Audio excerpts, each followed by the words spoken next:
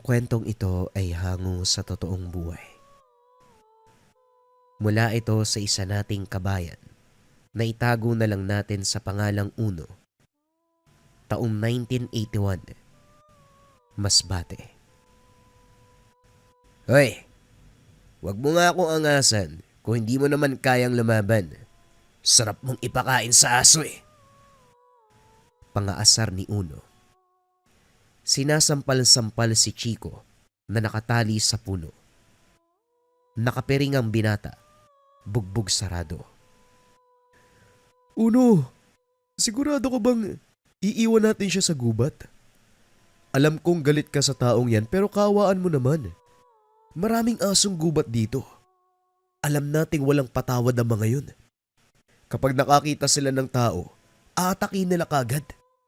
Kapag to namatay, siguradong malalagot tayo. Wika ni Marion. Kaya ako nga ginagawa to dahil gusto ko siyang maturuan ng leksyon eh. Binibwisit niya ako eh.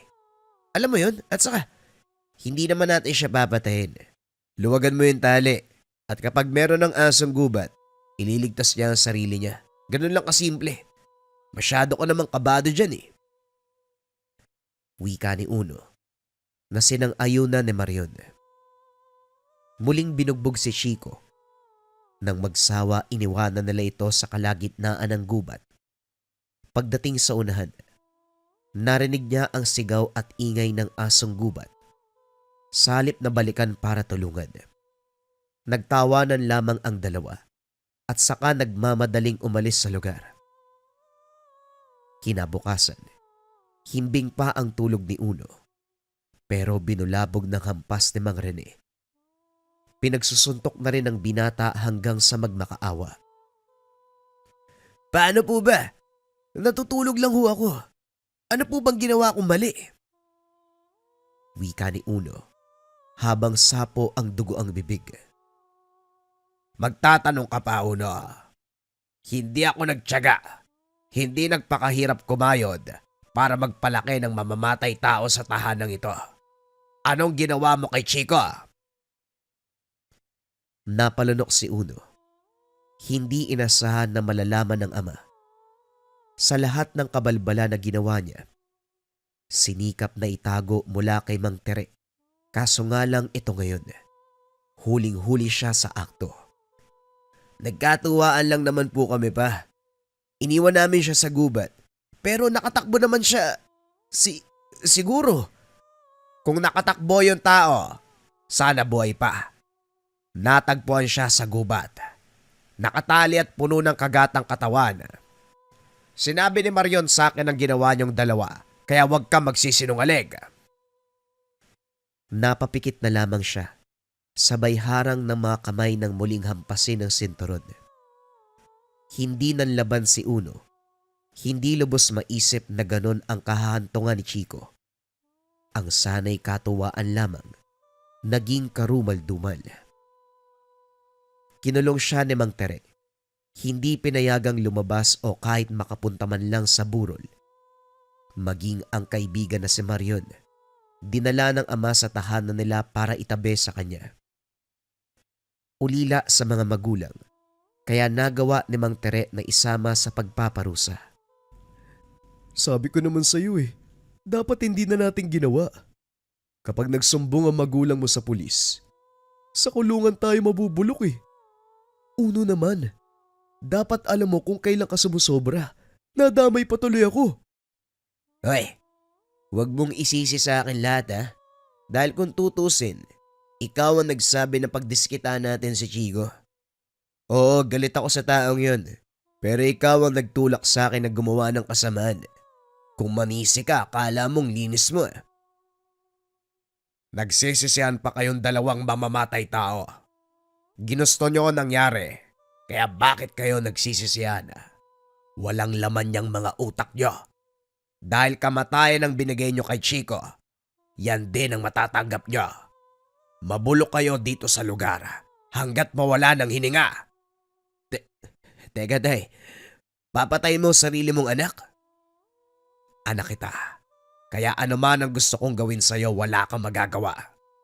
Huwag mo kong questionin Uno. dahil ibabalik ko lang sa inyo ang ginawa nyo sa iba. Oh no, seryoso ang papa mo. Paano tayo niyan? Gumawa ka ng paraan, ayoko pang mamatay. Manahimik ka, kasalanan mo to eh. Kung hindi mo ako sinulsalan, hindi natin magagawa yung kay Chico. Pwisit kang mataba ka. Napailing si Mang Tere habang pinapakinggan ang sagutan ng magkaibigan. Sa katunayan, tinatakot lang niya ang mga ito. Ikinulong para makapag-isip tungkol sa maling ginawa. Wala siyang balak na patayin ang mga ito. Nakiramay sa pamilya ni Chico. Nagmanman si Mang Tere. Nakainga dahil walang nakakaalam ng katotohanan. Sa ngayon, nakaligtas pa ang anak. Pero alam niyang darating ang araw na mananagot ito. Napako ang tingin ng matandang lumabas sa tahanan. Kilala niya. Si Mang Diego. Isang mahusay na albularyo. Nalalaman nito ang sanhi ng kamatayan ng tao kapag sinuri. Ang malala pa. Kaanak ito ng yumao. Kagad namang umiwas ng tingin si Mang Tere. Sandali, ikaw ba si Tere? Yung antingero na nanugis noon sa lugar namin. Hindi pa ako nakapagpasalamat sa iyo noon. Bigla ka na lang nawala. Nga pala, maraming salamat sa ginawa mo. Hindi lang ang mga tao ang nakaligtas, maging ang mga alaga kong hayop. Kumusta ka pala? Hindi inasa ni Mang Tere na makikilala siya nito. Kinausap na lamang para hindi maghinala. Ako nga po yon. Ang talas pala ng memorya nyo. Matagal nang nangyari pero tanda-tanda nyo pa. Hindi ako madaling makalimot, iho. Nga pala, dito nangyari sa lugar ang pambibiktima kay Chico. Hindi ba nakabot sa iyo ang kaganapan? Dito ka nakatira pero hindi ka nakaresponde. Kaninang umaga lang din ako dumating galing sa ibang bayan, Manong. Ito ang naratnan ko eh. Ang sabi nila kagabi nangyari ang pambibiktima. Kawawa naman ang tao. Sinuri ko ang katawan. Ang mga bakas ng kagatay mula sa asong gubat. Sa sobrang lala at dami, hindi na kayanan ng binata. Pero ang nakakapagtaka, sino ang nagtali sa kanya? Tinapos kagad ng pulisya ang investigasyon. Wala akong tiwala sa mga sinabi nila. Kaya ako mismo ang kikilos para mabigyan ng katarungan ng pagkamatay ng apo ko. Sino man ang nasa likod nito, kahit sila pa ang pinakamakapangyarihan, maimpluwensyang tao sa mundo, magbabayad sila. Napalunok ng laway si Mang Tere. Minsan niya nang narinig ang kakayahan ng matanda. Hindi lang sa larangan ng pagiging albularyo. Marami itong pamamaraan para makuha ang gusto. Kapag ito na ang kumilos, makakamit ang bagay. Minabuti na lamang niya na hindi magsalita dahil baka madulas pa. Pagdating ng tahanan, naabutan sina Uno at Marion, kanya-kanya sa pagbumukmok. Mababanaag ang pagsisisi at lungkot sa mukha ng mga ito. Habang nagtitimpla ng kape, hindi maiwasang isipin kung paano poprotektahan ang anak laban kay Mang Diego. Ilang araw na lang din ang itatagal ng burol. Pagkatapos ito, magsisimula na ang albularyo sa paghahanap sa taong bumugbog sa yumao. Dali-dali siyang nagtungo sa gubat. Hinanap ang ginamit na tali. Sa kabutihang palad ay nakita. Kinuha ito at dinala pabalik ng tahanan. Nanlaki mga mata ni Uno at Marion nang makita kay Mang Tere ang lubid na ginamit sa pagtali.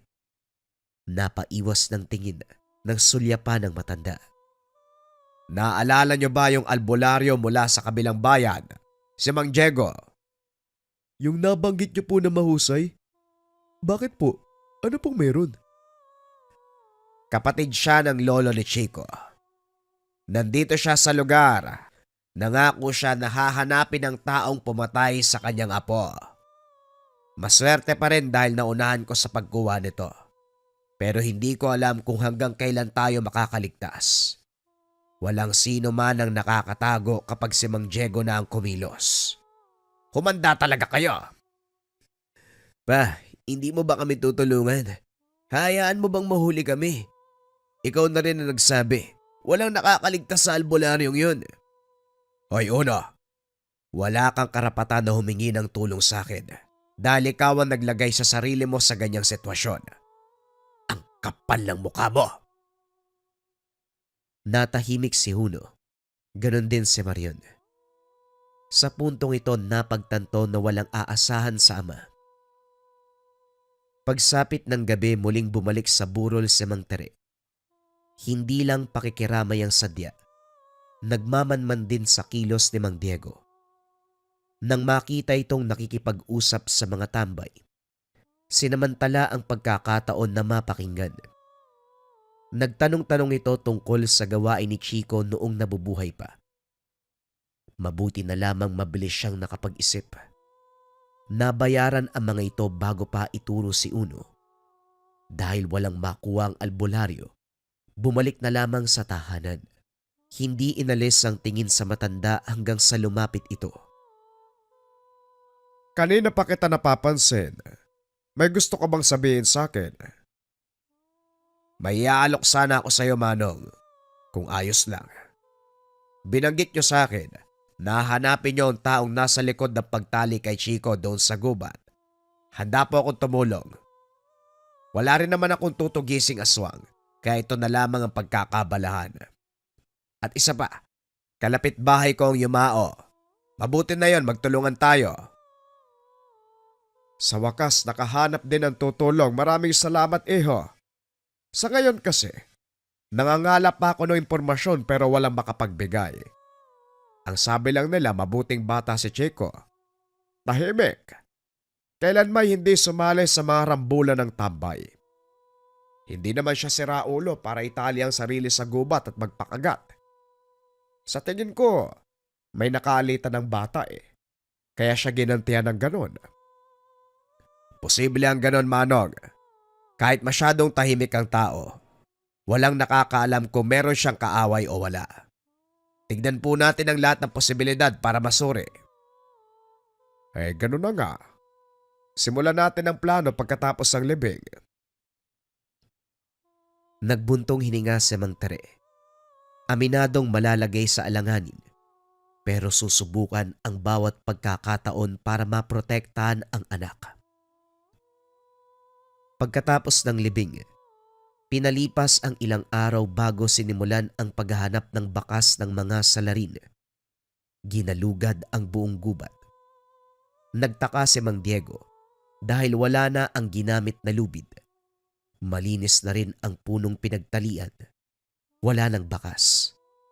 Dahil dito lumakas ang kutob na nasa paligid lang ang hinahanap. Tignan mo, Iho. Masyadong malinis ang lugar. Ibig sabihin nito planado ang pagpatay sa apo ko. Binugbog, tinali at iniwanan. Hinayaang patayin ng mga asong gubat. Nang malamang patay na, bumalik dito para linisin ang kalat. Kahit katiting na bakas walang iniwanan.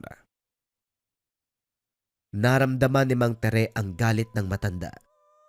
Siya naman ay panay ang buntong hininga. Natatakot na rin sa ginawang panloloko. Wag lang po kayong tumigil. Siguradong mahuhuli natin ang gumawa nito kay Chico. Nagpatuloy sa paggalugad. Nahinto lang ng bumuhos ang ulan. Hinatid ni Mang Tere ang matanda. Umuwi na rin siya pagkatapos. Masama ang tingin kay Uno at Marion. Kumakain ang dalawa. Kung hindi lang siya nagpipigil, nabugbog na naman ng mga ito. Hindi lang si Uno ang nakatikim. Maging si Marion na pagbuhatan din ng kamay. Sa puntong ito naguguluhan si Mang Tere kung ano ang gagawin. Maraming sumasagi sa isipan. Halo-halo ang emosyong nararamdaman para sa albularyo. Naawa siya rito, pero gusto pa ring ipagpatuloy ang pangloloko kung ito ang tanging paraan para protektahan ng anak. Ama siya. Matimbang sa kanya ang pagiging magulang. Insulto man sa tungkulin ang magtago ng makasalanan. Handa siyang magbayad. Huwag lang malaglag si Uno. Pumasok ng silid. Kinuha ang mga gamit. Kabilang dito ang gulok at libreta. Kasalukuyang hinahasa ang patalim. Sinasaulo sa isipan ng mga pangontrang dasal. Kabisado niya ito. Pero kapag natataranta, nakakalimutan. Nakikita ni Uno ang ginagawa ni Mang Tere. Kapag nasa ganitong sitwasyon ng ama, alam niyang may inaalala ito. Hindi lang maintindihan kung para saan.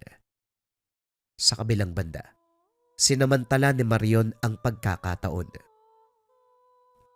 Umalis na tayo pare. Habang meron pang ginagawa si Mang Tere. Alam mo na, wala tayong magagawa laban sa kanya. Kahit tatay mo, hindi ka kinaawaan eh. Halika na, tumakas na tayo. Dali-dali silang umalis. Matagumpay na nakalayo. Dumiretso sa kabilang sitio kung saan nakatira si Marion, pero sa lumang bahay na nuluyan. Siniguradong hindi matatagpuan kapag naghanap si Mang Tere. Kasalukuyang nakalaya pero hindi makakatakbo sa kasalanan. Huli na nang mapagtanto ni Mang Tere na wala na sa tahanan ng dalawang binata. Nang makalabas, nakapagtanong sa tambay, tinurong nagpunta sa kabilang sitio. Tinungo ang bahay ni Marion pero walang tao roon. Muling nagtanong kaso nga lang walang nakakita. Naikuyom na lamang ni Mang Tere ang mga kamao. Sumasakit ang ulo habang naiisip ang posibleng kahinatnan ng mga binata sa oras na makita ni Mang Diego. Binilisan ang kilos, pero hindi na nagawa ang balak ng makasalubong ang matanda. Hinahanap din siya nito upang magpatulong. Binalikan ko ang pwesto kung saan itinali si Chico. Hindi ako tumigil sa paghahanap. Eto may nakuha ko. Maiksi lang pero siguradong malaki ang tulong. Inilabas ng matanda mula sa dalang bayong ang maiksing peraso ng lubid. Napalunok si Mang Tere. Alam niya ang patutunguhan nito. Hindi siya nakagalaw. Pinanood lamang ang kilos ni Mang Diego. Inilapag nito sa mesa ang kaperasong putol na lubid. Inihanda ang iba pang gamit para sa gagawing ritual. Katulad ng planggana ng tubig, kandila, at iba't ibang uri ng halamang ugat at mga abo.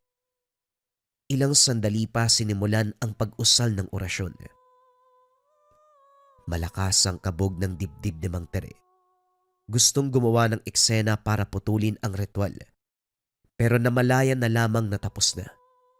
Nalaman ng matanda kung ano ang nangyari kay Chico bago namatay. Dalawang binata. Malinaw sa isipan ko ang itsura nila. Binugbog muna ang apo ko bago itinali. Maluwag eh, pero mahina kaya hindi na nakatakbo. Mga walang iya. Makita ko lang sila. Mananagot talaga ang dalawang yan. Muling napalunok si Mang Tere. Dahil abala si Mang Diego sa ginagawa, dahan-dahan siyang umalis. Hinanap sina Uno at Marion. Nilibot ang buong lugar. Kaso nga lang hindi natunton ang dalawa. Palakad-lakad sa may pintuan si Mang Tere. Hindi mapalagay. Gulong-gulo kung ano ang gagawin sa sitwasyon. Hindi nagtagal nagmarcha palapit si Mang Diego. Sa tingin nito, alam na kung sino-sino ang mga lalaki. Nagtanong ako at kumpirmado. Anak mo ang isa sa pamatay kay Chico. Ang pakay mo sa pagdikit sa akin, guluhin ang aking pagmamanmana. Antingero ka pa naman, pero manloloko ka. Wala kang kaluluwa. Nagawa mong takpan ng krimen na ginawa ng anak mo.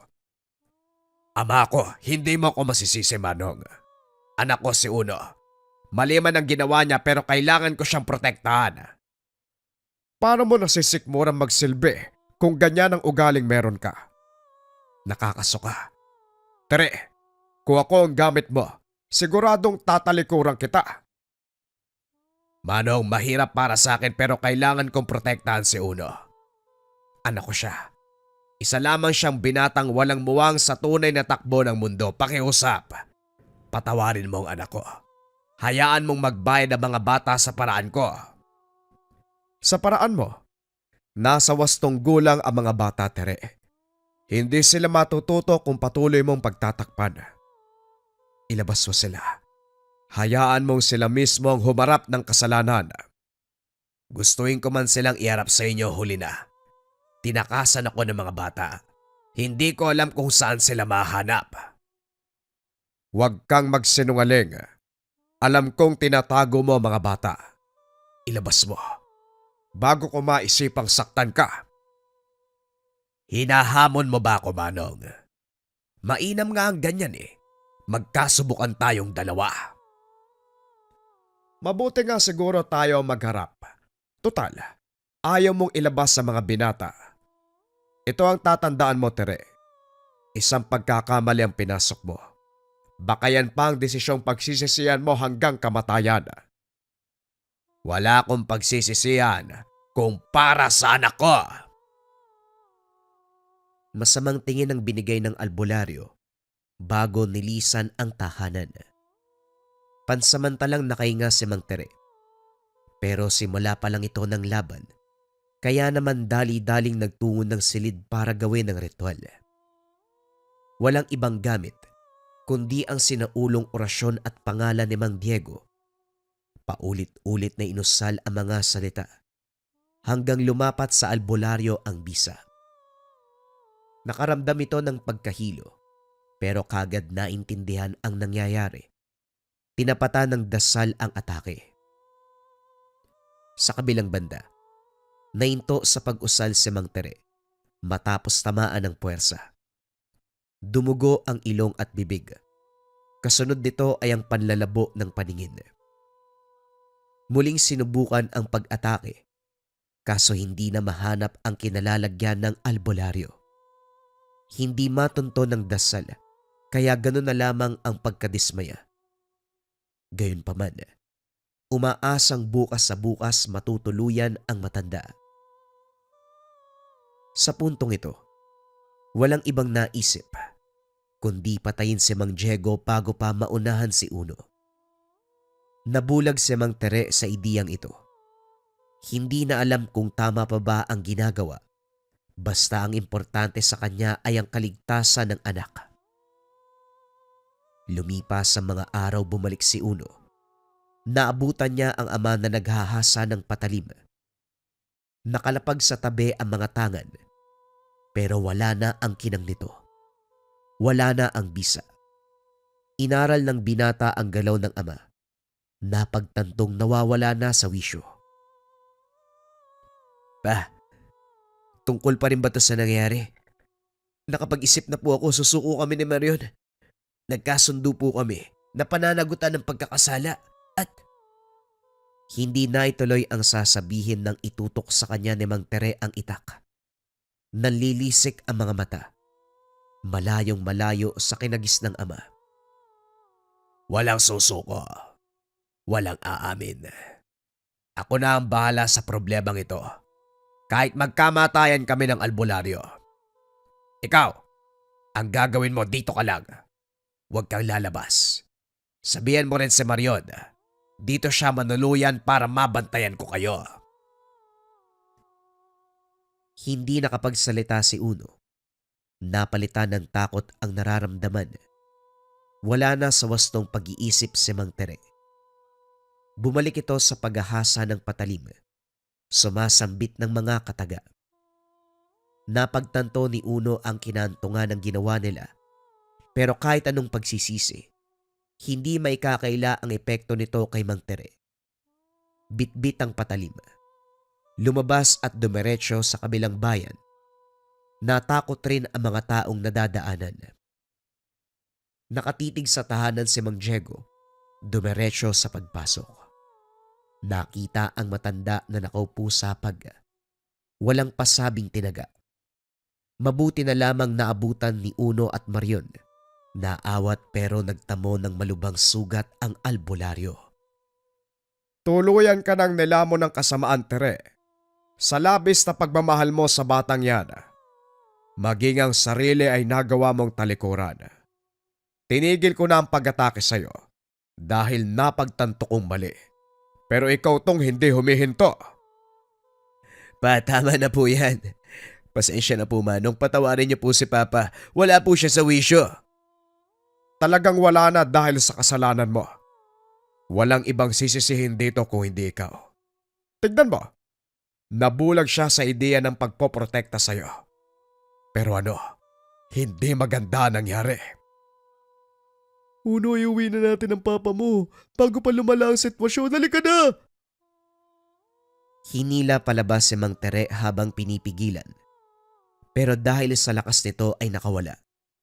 Muling sinugod si Mang Diego. Sinakalang matanda. Nilapatan na lamang ng orasyon para mawalan ng malay. Dito natigil. Dito rin bumagsak ang albularyo. Sa kabutiang palad na isalba ang buhay. Dumating ang anak na marunong din sa larangan. Inagapan ng sugat. Pinag-usapan na rin nila kung ano ang gagawin sa kondisyon ni Mang Tere. Wala sa sariling pag-iisip ang mananugis. Pansamantala nila itong iginapos dahil kapag malaya ay basta na lamang nananakit. Tulalang nakatitig si Uno sama. Naninikip ang dibdib. Awang-awa sa kalagayan. Si Mario naman, tahimik lamang sa tabi. Hindi rin ito makapaniwala na umantong sa ganitong sitwasyon ang simpleng pangaasar nung una kay Chico. Wala talaga ibang may kasalanan dito kung hindi tayo lang. Tayo lang ang nagkaisa kay Chico. Kung alam ko lang na ito mangyayari, sana lang hindi na kita sinulsulan eh. Gusto ko lang naman sanang pagtripan yung tao. Tama na Marion. Kahit magdamag tayo magsisiyan dito, hindi na mababago ang nangyari. Kung alam ko na ganito kalala ang magiging epekto, hindi ko na pagdidisketahan si Chico. Matanong ko lang, ano ba talaga ang dahilan kung bakit yung nagawa yung sapo ko? Magkaklase po kami sa eskwela. Masyado po siyang matalino. Mahirap sabayan kaya nakaramdam ako ng inggit eh. Gusto ko ring maranasang mauna sa klase pero masyadong matalas ang isipan ni Chico. Lahat ng aralin alam mong sagot. Kaya nahanay sa kasamaan ng inggit. Dahil kapag lumaki, nakakagawa ka ng mga karumal-dumal na bagay. Sa kaso nyo, pati si Tere nadamay. Nasiraan ng bait ang magaling na manunugis. Maging ang sariling tangan tinalikuran siya nang maramdaman ng maling pag-iigante sa puso. Ikaw Uno, ikaw rin Marion, baunin niyo ang aral ng pangyayari. Pinagpahinga ko na ang kagustuhang maiganti si Chico. Hindi man kayo sa akin nagkasala, pinatawad ko kayo. Pero mangako kayo na hindi niyo na ito gagawin pang muli. Sapat na ang nangyaring balik sa inyo. Nabaliw ang tatay mo Uno dahil sa kagagawan mo. Tumango ang dalawa. Nang maibalik na ang lakas ni Mang Diego at gumaling ang sugat, ang kondisyon ni Mang Tere ang sunod na inatupag. Samot-saring ritual ang nilapat upang bumalik ito sa katinuan. Sinikap ng albularyo na maisalba pa ang buhay nito kahit malakas ang kapit ng kasamaan. Kung minsan ay lumalaban, ayaw tanggapin ang bisang kagalingan ng ritual. Sa kabutiang palad, unti-unting humupa ang kondisyon matapos ang ilang ulit na gamutan. Sa ngayon ay hindi na ito nagwawala. Tahimik na lamang. Ang inaasikaso ng albularyo ay kung paanong manunumbalik ang wisyo. Ilang buwan itong nanatili sa tahanan ni Mang Diego. Tinutukang mabuti hanggang sa unti-unti nang nakikilala ang nasa paligid. Ang albularyo mismo ang kumausap dito. Ibinuhos ang oras para ipaalala sa manunugis ang lahat. Inumpisahan kung gaano ito kahusay sa larangan hanggang sa umabot sa punto ng pagpapakilala sa anak na si Uno. Hindi maalala pero kalaunan, naluha ng mabigkasang pangalan. Naging emosyonal, lalo na nang sumagi sa isipan ang nagawa. Paulit-ulit na humingi ng kapatawaran kay Mang Diego at sa yumao na si Chico. Sigurado ka bang sa akin muna si Una at Marion? Hindi naman kailangan parusahan pa ang mga bata sa pamamagitan nito. Natuto na sila sa pagkakamali. Humingi ng kapatawaran sa yumao. Manong, hindi nagtatapos ang lahat sa paghingi ng kapatawaran. Kung malayang nakakakilos sa mga yan, posibleng makaisip na naman ng kung ano. Kung sa inyo sila mananatili, sigurado ko matuturuan at mapapaalalahanan kung ano ang tama't sa mali. Naniniwala akong mauhubog niyo sila para maging mabuting tao. Hayaan niyong tumulong ang mga yan sa araw-araw na responsibilidad mo sa mga pasyente. O siya, mapilit ka. Ako nang bahala sa mga to. Ikaw, magsisimula ka na ba ulit sa panunugis? Sigurado ka bang kaya mo na? Ilang buwan pa lang ang lumilipas. Huwag mong madaliin ang sarili, lalo pat mabigat na tungkulin ang ginagampanan mo. Kaya ko na po ito, Manong. Huwag niyo akong alalahanin. Ginagawa ko ito para kahit papano mabayaran ang mali kong ginawa. Malaki ang pagkakasala ko. Pinagtakpa ng mga bata. O na, tama na ang pagpapaalala. Bibigat na naman ang damdamin mo. Hindi kita mapipigilan kaya mag-ingat ka na lamang. Pwede kang pumunta dito sa bahay kapag kailangan mo. Sa kabilang banda, malaki ang sampal ng katotohanan kay Uno. Natuto sa ginawa na walang magandang maidudulot ang inggit sa kapwa. Nagsimula ang lahat sa simpleng inggit sa kaklasing si Chico. Lumala ang sitwasyon. Pinagdiskitahan. Nakagawa ng bagay na hindi inaasahan. Ang sa isipan ay katuwaan lamang. Pero ang resulta, kamatayan ng isang taong inosente. Bagong kwento pa rin ang susunod mga kabayan. Ito ay tungkol sa isang uri ng aswang. Simula na ang storya. Malaki ang naitulong ng trabaho ni Peter sa pamilya nito lalo na sa kanya. Kaya naman hindi nito matanggap nang matapos ang 2 dekadang matapat na paninilbihan, bigla na lamang siyang tinanggal. Sa labis na lungkot, nagpa siya ang padre de pamilya na umuwi sa probinsya.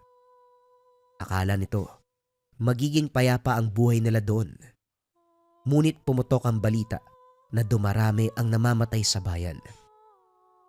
Samahan natin si Peter na alamin kung ano ang naghahasik ng dilim sa bayang ito. Ang kwentong ito ay hango sa totoong buhay. Mula ito sa karanasan ng ating kabayan na itago na lang natin sa pangalang Peter. Walang eksaktong taon, Nueva Ecija. Buong buhay ay binuhos sa trabahong pinapasukan. Hindi niya matanggap ng kausapin ng may-ari. Ano? Huwag niyo namang gawin sa akin to. Palagi nga ako nagtatrabaho ng lagpas pa sa oras. At madalas, hindi niyo na nga ako binabayaran eh. Tapos ngayon, ako pa ang napili niyong tanggalin. Damang-dama ang galit sa bawat salitang binibitawan ni Peter. Pasensya ka na, Peter. Ang negosyo ay negosyo lamang. Ikaw ang napili na makatrabaho mo. Hindi ka produktibo. Anong hindi?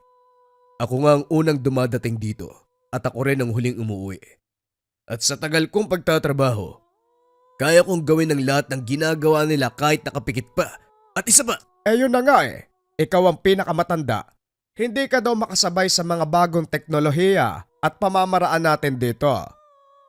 Hindi ka ba nahihiya na mga bago pa ang nagtuturo sa'yo? Tulad nga ng sinabi mo, ang tagal-tagal mo na pero parang mas naunahan ka pa ng mga bago. Nanatili ka sa nakasanayan mo, hindi mo kayang makipagsabayan sa mga bagong pamamalakad natin. Hindi ba gano'n naman talaga? At tao lang din naman ako. Hindi lahat alam ko. Hindi ba mas maganda nga yun? Yung mga hindi nila alam, kaya kong ituro sa kanila. At ang mga hindi ko alam, sila dapat na magtuturo sa akin. Ay nako Peter, basta. Pinapahaba mo pa ang usapan natin. Pumirmi ka na dito. Doble naman ang bayad ko sa'yo bilang pasasalamat na rin. At bukod dyan syempre, may iba pa kaming ibibigay sa'yo. Lubos naming pinapasalamatan ng dedikasyon at oras na ginugol mo sa kumpanya. Kaya naman gusto naming maaga kang magretiro. Kuha ko sa'yo, tignan mo ang laman ng papel na yan. Bago ka pa mag-isip ng kung ano-ano. Wika ng may-ari. Inabot muli ang papel kay Peter. Tinignan lamang ni Peter ang papel. Halos buhay na niya ang trabahong ito.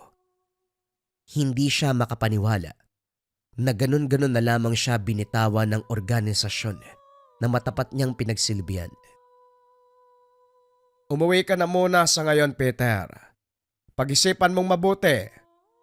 Sabihan mo rin ang misis mo tungkol dito. Pakiramdam ko matutuwa pa siya Napakalaking pera ang binigay namin sa'yo. Kaya niyong makapagpatayo ng 2 bahay. O siya, mauna na ako. Huling wika ng may-ari. Umalis na ito. Naiwan si Peter sa silid. Malalim ang iniisip. Totoo namang napakalaki ng perang ibinigay. Ngunit hindi naman pera ang habol niya. Masaya ito sa trabaho at sigurado si Peter na hindi mauunawaan ng kahit sino kung gaano nakatulong ang trabahong ito sa kanya. Habang naglalakad pa uwi, naisip na lamang ni Peter kung ano ang sasabihin ng asawa. Hindi nito alam kung ano ang magiging reaksyon. Tila hindi na sila naging malapit simula na nagtrabaho ang padre de pamilya. Unti-unting napagtanto ni Peter na mukhang biyaya pa nga ang pagkakatanggal sa trabaho. Sa sobrang tutok at dedikasyon nito, hindi niya namalayang napabayaan na pala ang pamilya. Pagkarating sa bahay, kagad niyakap ang asawa na nagluluto ng pananghalian. "Oh, makakagulat ka naman. Anong ginagawa mo dito? Hindi ba may trabaho ka pa?" Hindi kagad sumagot si Peter. Niyakap niya ito ng mas maigpit at hinalikan. Nagpapasalamat sa asawa na kahit naging pabaya ito, ni minsan hindi ito iniwanan o sinumbatan. Hindi nagreklamo, lalong-lalo na hindi iniwanan. "Ano ka ba naman, Peter?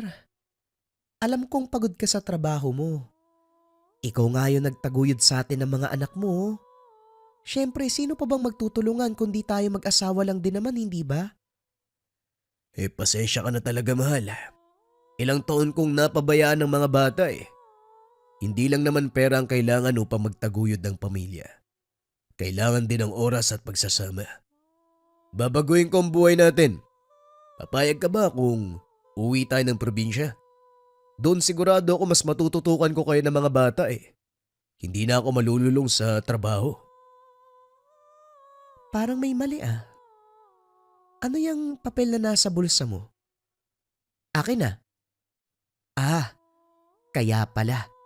Ang tamis ng mga salita mo. Tinanggal ka pala sa trabaho? Ano ba, mahal? Senyalis yan ng pagbabagong buhay. O siya, sabihan mo mga bata, mag-impake. Alis tayo. Ikaw talaga pasaway ka. O siya, sige. Pero kailangang ipaliwanag mo sa akin kung bakit naging ganyan ang sitwasyon mo. Alam kong hindi yan madali para sa'yo, lalo na't mahal mo yung trabaho mo. Halika, huwag ka mag-alala. Ayos lang yan, umiyak ka. Hindi naman nakakabawas ng pagkalalaki mo yan. Wika ng asawa ni Peter. Niyakap niya ito. Hinayaan si Peter na ilabas ang damdamin. Alam ng ginang kung gaano kaimportante ang trabahong ito sa asawa, kaya naman ang tanging tulong na maibibigay, pag-unawa at pagsama dito sa hirap at ginhawa. Makalipas ang ilang minuto ay tumahan na rin ito. Lubos ang pagpapasalamat ni Peter dahil napakabuti at maunawain ang kanyang asawa. Kung ibang babae ito, baka iniwan na siya noon pa. Nakapag-impake na ang pamilya, dumayo sa probinsya ni Peter. Nakatayo pa rin ang tahanang pinamana dito ng yumaong magulang. Dahil nag-iisang anak lamang si Peter, wala itong naging problema sa hatian ng ari-arian. Ipaalala mo nga sa akin, mahal. Bakit nga ba hindi na lang tayo dito tumira noon? Syempre, nasa Maynila kasi ang trabaho ko. Hindi ba dito tayo nagkakilala sa probinsya? Bakit hindi ka dito naganap ng trabaho? Mahal, magpahinga na muna tayo. Tignan mo mga bata oh. Pagod galing sa biyahe. Sige na, pasok na. Bukod sa kaunting alikabok at ilang nasirang gamit, maayos naman ang kalagayan ng tahanan. Madali namang nakapag-ayos ang pamilya at paglipas namang ng ilang araw ay tuluyan nila itong naging tahanan. Mabuti na lang maalaga sila nanay at tatay, no? Biruin mo, lagpas 2 dekada tayong wala pero maayos pa rin yung lahat. Oo naman, lalong-lalo na si nanay. Sayang lang, hindi nila naabutan yung 2 chikiting natin. Kung nasaan man sila, sigurado ko masaya na at mapayapa ang mga kaluluwa. O sige na, matulog na tayo, maaga pang gising ko bukas, mamamalengke pa ako. Hindi makatulog si Peter ng gabing iyon. Hindi nito maintindihan kung bakit sumasakit ang tiyan. Sinubukan niyang ilabas ito. Kaso nga lang hindi nababawasan ang sakit. Unti-unting pinilit ni Peter na makatulog kahit masakit. Kalaunan ay dinalaw na rin ang antok. Nagulat si Peter nang gisingin ng asawa. Uy mahal, gumising ka! Ano yun, mahal? Ang aga-aga. Anong maaga, tanghali na? Hindi lang kita ginising kanina kasi mukhang masarap pa yung tulog mo eh. Halika na. Baka masobrahan ka dyan at isa pa, may sasabihin ako sa yung importante. Napakamot na lang si Peter dahil gusto pang matulog. Ngunit pinilit nitong bumangon. Pagdating sa pagkainan ay nagtaka. Oh, nasaan ang mga bata? Nasa labas nakikipaglaro. Alam mo ba, sila Diana at Simon, yung mga kababata natin, grabe sila pala nagkatuluyan, biruin mo yon. Si Diana. Hindi ba tibo yun pati si Simon parang lampa yun? Oo nga, hindi nga ako makapaniwala pero tignan mo. Nakikita mo yung mga kalaro ng mga bata? Mga anak nila yan. Napangiti na lamang si Peter sa balita ng asawa. Nagsandok na ito upang kumain.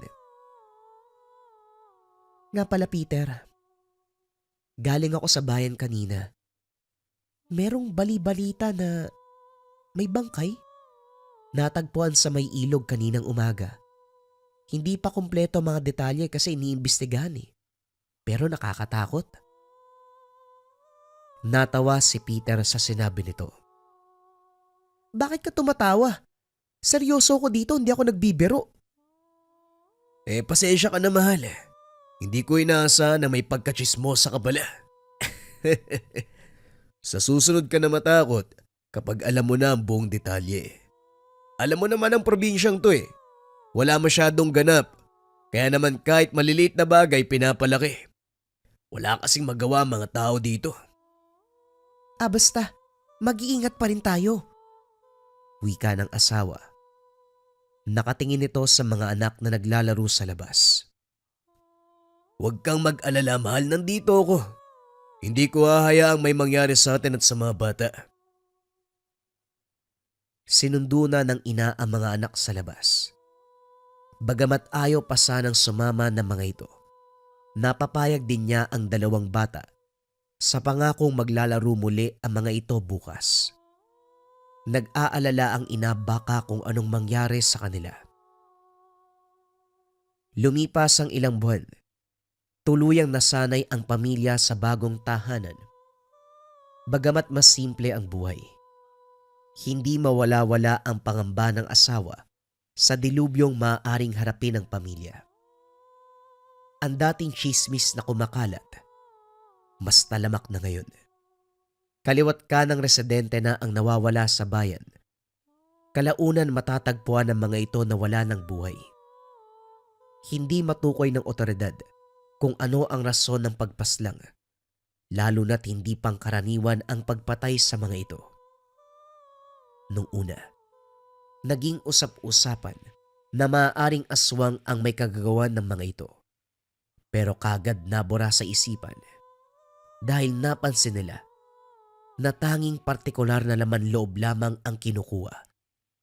Kung aswang ang may kagagawan, siguradong hindi lamang ang kidney ang kukunin, kundi ang buong lamang loob. Dahil sa mga kaganapan, pinagbawalan na munang lumabas sa mga bata. Labis itong kinalungkot ng dalawa. Lalo pat masaya silang nakakalaro ang mga kapitbahay. Bakit ganun, Nay? Unang beses naming magkaroon ng mga kalaro tapos pagbabawalan pa kami. Pasensya na kayo mga anak, nag-aalala si nanay. Baka mapano kayo sa labas. Hindi ko mapapatawad ang sarili ko kapag may nangyari sa inyo. Mas mabuti pang nasa loob kayo kung saan mas ligtas. Pangako, pag naging maayos na ang lahat, makakapaglaro uli kayo. Naramdaman ni Peter ang madamdaming usapan ng asawa at mga anak. Kaya naman nagpa siya itong alamin kung ano nga ba ang nangyayari sa bayan. Kung saan-saan naglakbay si Peter, bagamat maraming kwentong narinig, ni isa ay hindi patungkol sa mga napatay. Upang hindi na magsayang pa ng oras, nagpa siya itong umuwi na lamang sa pamilya. Habang naglalakad, nakita ni Peter ang asawa na kausap si Diana. Nung una ay nagtatawanan pa ang mga ito. Ngunit sa isang iglap, biglang naging seryoso ang mukha ng kapitbahay. Hindi marinig ni Peter kung ano ang pinag-uusapan ng dalawa. Nang makita siya ng mga ito, biglang tumigil ang babae sa pagsasalita. Nagpaalam na sa kaibigan. Kagad tinanong ni Peter kung ano ang pinag-uusapan ng dalawa. Ngunit umiling lamang ang asawa. Sinabing pumasok na sila sa loob. Alam mo, mahal, ayaw mong palabasin ng mga bata, pero ikaw nakikipagchismisan sa labas. Ay nako, dapat maging ehemplo ka sa kanila. Ano ka ba? May importante lang na sinabi sa akin si Diana. Eh bakit ba kasi ayaw mong sabihin sa akin? Sa susunod na lang, mahal. Hindi magandang pag-usapan kaagad eh. Nga pala, kumusta ang paglalakbay mo? Wala eh. O siya, pumasok na tayo. Lumipas pa ang ilang araw. Mas dumarami ang nawawalang residente. Habang naglalakad si Peter sa bayan, napansin nito na pinagtitinginan siya ng mga tao. Tila pinag-uusapan at iniiwasan. Halika na, Peter, umuwi na tayo.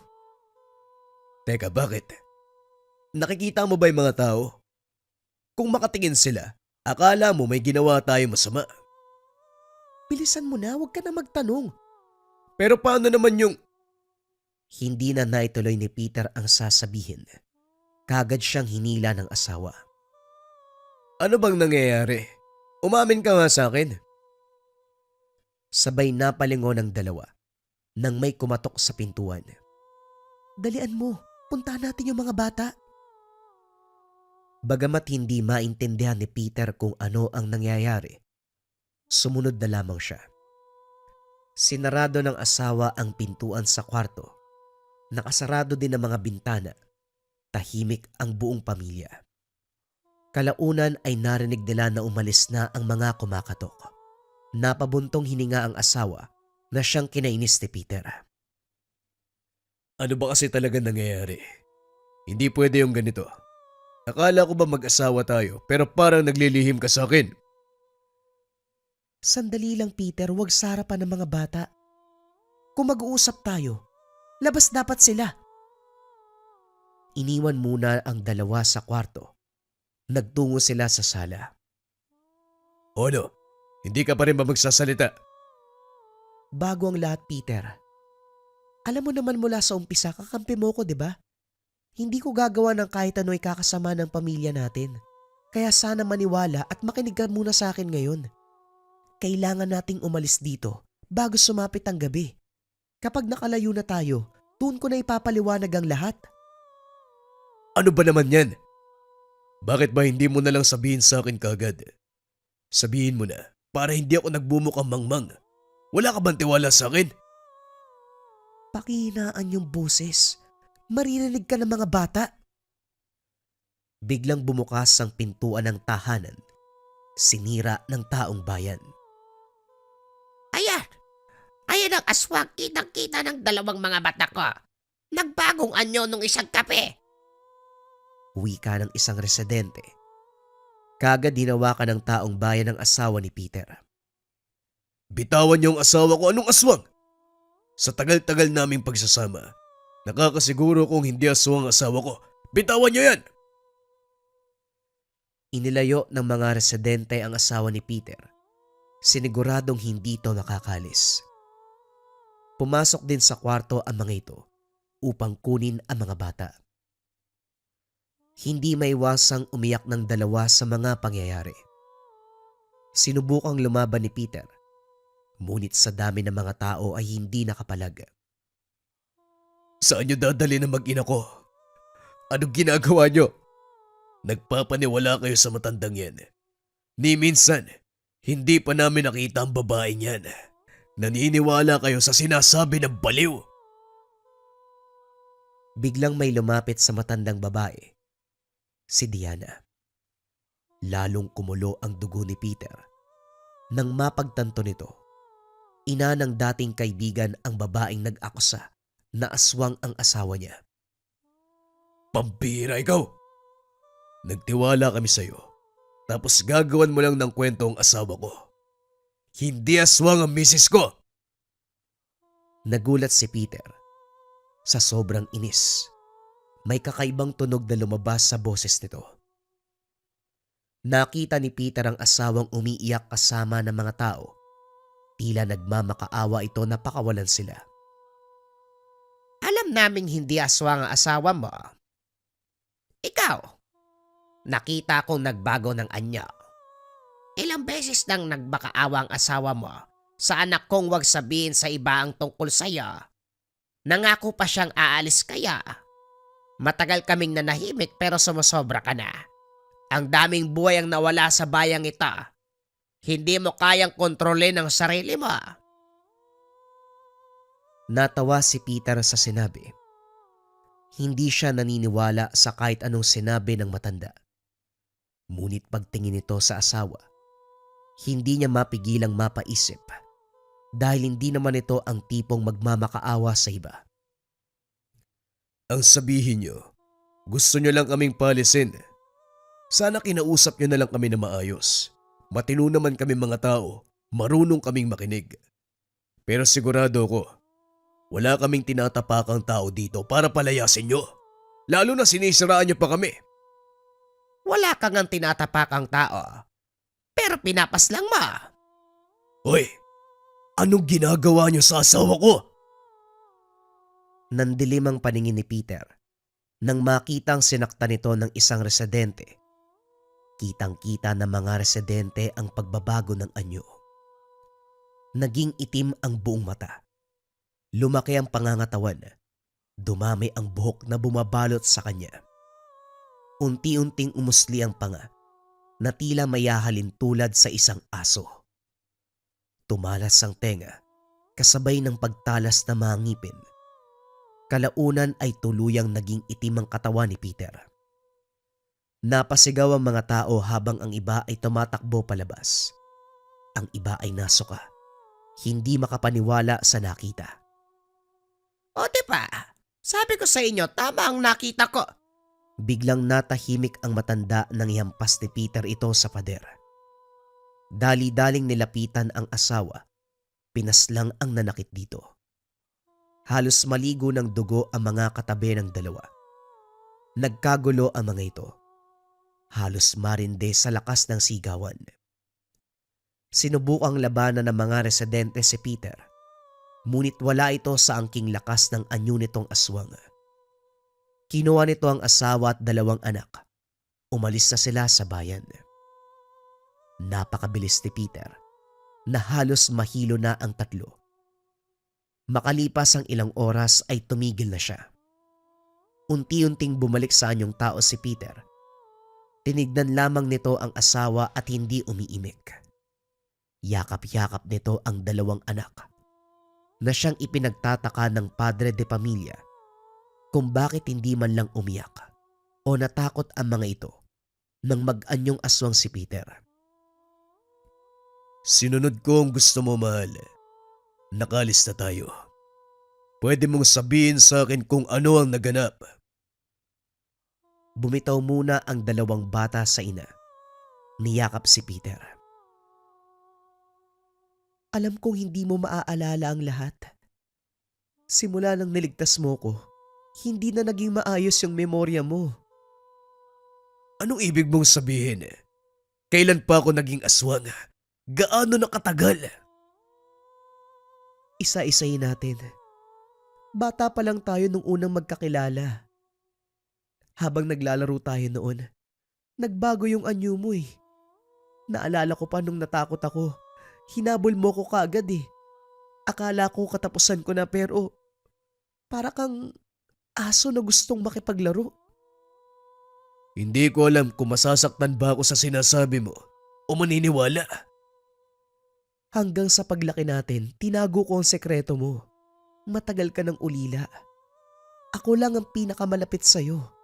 Kaya nga nagkatuluyan tayong 2 eh. Mahal naman, hindi mo kailangan banggitin ang tungkol sa mga napagdaanan natin. Natatandaan ko lahat yan. Yun nga eh, yun ang ipinagtataka ko.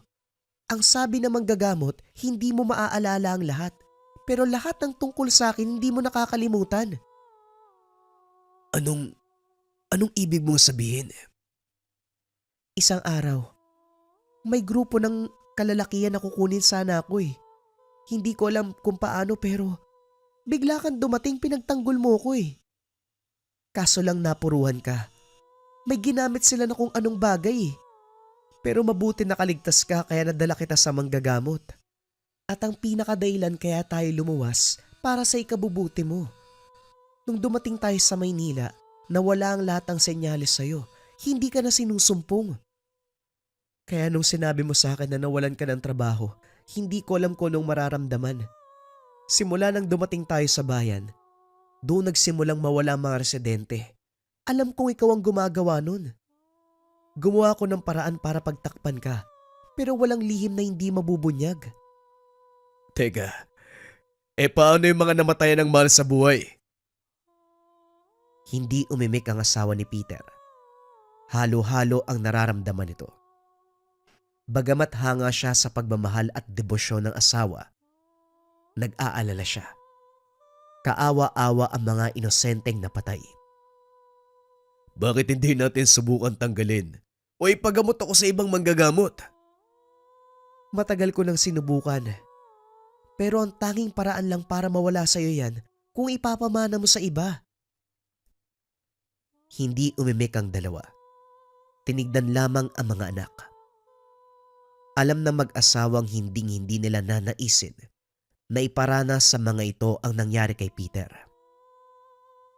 Nagsimula muli ang pamilya sa panibagong bayan. Nagtulungan ng 2. Gumawa sila ng kahit anong uri ng paraan upang makontrol ang pangangailangan ni Peter. Nag-alaga ng iba't ibang uring hayop upang sa oras sa sumpungin, ito ang kakainin. Ilang taong nanirahan ng payapa ang pamilya. Sa kabutiang palad hindi pa naman nagkakaengkwentro ng problema muli ang mga ito. Tumanda na ang mga anak at asawa ni Peter. Pero ang padre de pamilya, nananatili ang pangangatawan at itsura. Buong buhay binuhos ng asawa nito na tumulong sa mga kapwa. Ito rin ang nakikitang paraan ng misis upang makabawi sa mga inosenteng buhay na nawala. Bagamat hindi na nila maibabalik pa ang pagkakamali ng kahapon, tanging paghingi ng tawad at pagbawi ang kayang gawin. Kalaunan nakapag-asawa na rin ang mga anak ni Peter, hindi maalala ng dalawa ang patungkol sa sekreto ng ama. Paglipas muli ng ilang pang taon, namatay na rin sa katandaan ng asawa ni Peter. Kasabay ng paglibing nito ay ang paglibing din ng sekreto ni Peter. Habang nasa lamay ng asawa, nagulat ito nang may lumapit sa kanya. Buong buhay ng babaeng yan, ginawa niya ang lahat upang makabawi sa mga inosenteng pinatay ng asawa niya. Ikaw, kailan mo balak bumawi? Wika ng isang estranghero. Labis na nagtaka si Peter sa sinabi nito. Ngunit nang makita niya kung sino ang nagsalita, nanlaki ang mga mata. Isang pamilyar na muka, ngunit hindi sigurado kung tama ang hinala. Ikaw ba yung anak ni Diana? Tanong ng matandang si Peter. Hindi na mahalaga kung sino ko. May magbabago ba kung malalaman mo pa? Hindi na umimik pa si Peter. Alam nito na darating din ang oras niya.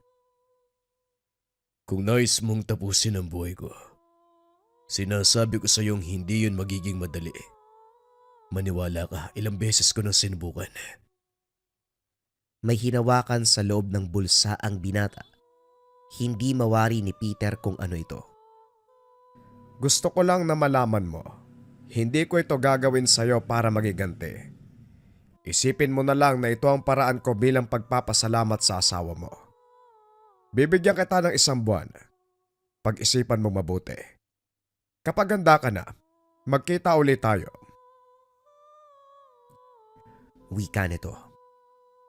Ilang taon ang binuhos ng anak ni Diana upang matunton at malaman kung paanong tatapusin ang buhay ni Peter. 1 buwan nang lumipas. Hindi sigurado si Peter kung tutuparin nito ang sinabi. Ganun pa man, handa na ito kung ano man ang mangyayari.